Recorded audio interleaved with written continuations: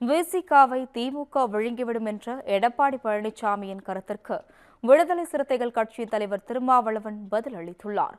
சென்னை விமான நிலையத்தில் செய்தியாளர்களிடம் பேசிய அவர், சேராத இடங்களில் சேர்ந்திருக்கும் சூழலில் இபிஎஸ் இப்படி பேசுவதாக தெரிவித்தார்.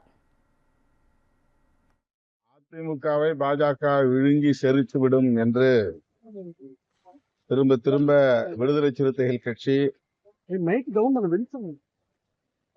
பொறுப்புணர்வோடு சுட்டிக்காட்டியது, கவலையோடு சுட்டிக்காட்டியது. அதிமுக பாதுகாப்பாக இருக்க வேண்டும் என்கிற நல்லெண்ணத்தோடு சுட்டிக்காட்டியது. ஆனால் அதை அப்படியே திருப்பி விடுதலை சிறுத்தைகள் கட்சியை திமுக விழுங்கிவிடும் என்று முன்னாள் முதல்வர் எடப்பாடி பழனிசாமி அவர்கள் சொல்லியிருக்கிறார். அவருக்கு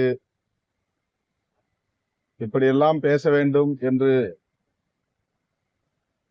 யாரோ சொல்லித் தருகிறார்கள் என்றுதான் நான் கருதுகிறேன். அவராகவே இந்த கருத்தை சொல்லுவதாக என்னால் ஏற்க முடியவில்லை. அதிமுகவுக்கு எதிராக நான் பேசுவதாக அவர் நினைக்கிறார் என்று கருதுகிறேன். ஆனால் சேராத இடந்தண்ணில் சேர்ந்திருக்கிற சூழலில் அவர்